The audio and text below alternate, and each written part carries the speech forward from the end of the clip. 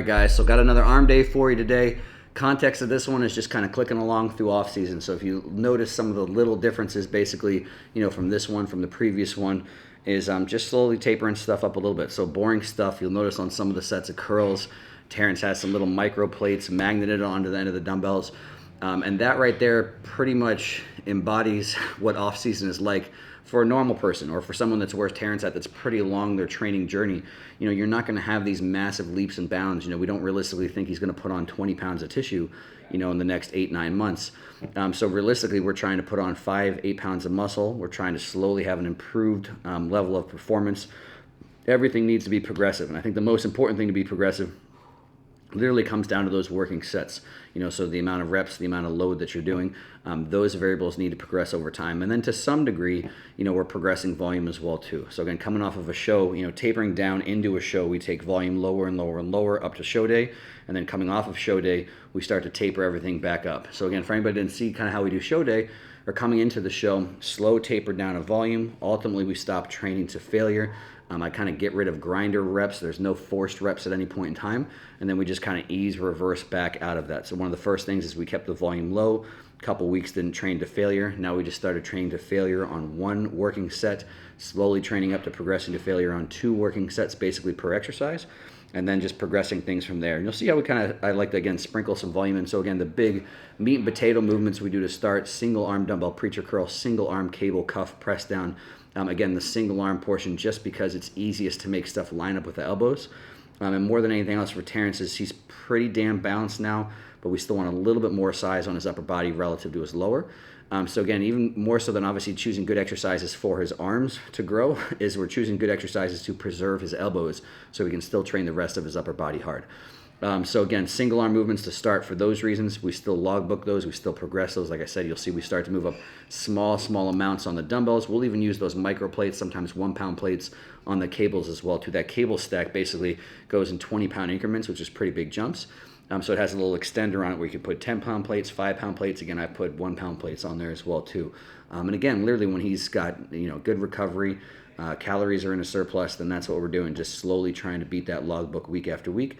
Obviously, while maintaining or sometimes trying to improve form. Every once in a while, if something just doesn't feel great or look great, we'll kind of take a step back, maybe decrease the load by 10-15%, and then just kind of work on cleaning up the form, get it perfect, and then just kind of progress back from that point. So that doesn't ever, I don't go through whole phases where we really try and do that. I'll just kind of take that as is with a given exercise sometimes over the course of an off season.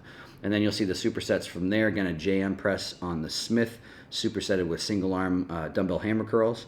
And then we just had a little bit more volume in from there. So we did the same type of thing where we kind of do like a top set on each first, the heaviest set. And then every set from there, we just kind of went slightly less and less weight, maybe a 10% drop in load or something each subsequent set from there. And we basically did, I think, 4 or 5 working sets of each of those. And the last 3 or so sets, we supersetted each one. And so something that just is a little bit of a different exercise, a little bit of a different muscle length we're training. So for the JM press, which is obviously kind of a compound movement, training all the heads of the tricep, then we went to a little bit more of an overhead variation for the tricep extension. And you'll see we're doing it with that kind of, that's a prime piece, that handle, and then I just have like daisy chains, kind of like long rope substitute. And again, the reason for that, it's a easier way to do 2 arms at the same time while still having pretty decent alignment. And again, the difference from that and the other one is that upper arm position is going to lengthen the long head of the tricep just a little bit. And again, that variation, I think I first saw Ben Pekulski doing when we used to be at the same gym together. So again, that's, I think, I don't want anybody to think I made that one up. I think he's the first person I ever saw do that one. So it's if you have that piece, not everybody has it, but that's a sweet little attachment from Prime, worth having.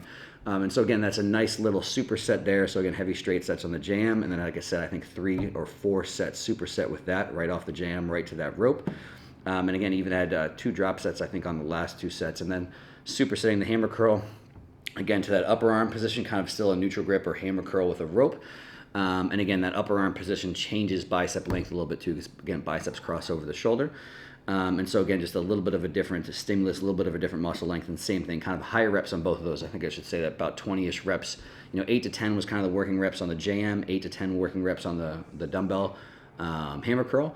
And then when we were going to the tricep extension, that was like 20 plus reps with the cable. And then same thing for the rope with the hammer curl variation was 20 plus reps with that, and same thing drop sets on both. So that's one of my favorite ways to just include a little bit of extra volume, incorporate some supersets. There's still just supersetting with those kind of main movements we'll keep every single week. And so that's a typical thing you'll see is we'll keep a lot of the same movements as the meat and potato stuff, things we progress.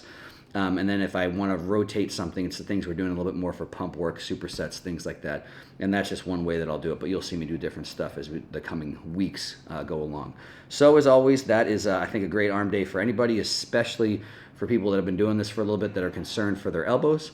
And as always, if you appreciate it or you got some feedback, leave me some comments below. Give me that thumbs up. Hit that subscribe if you haven't subscribed. And share with your friends. Till next one.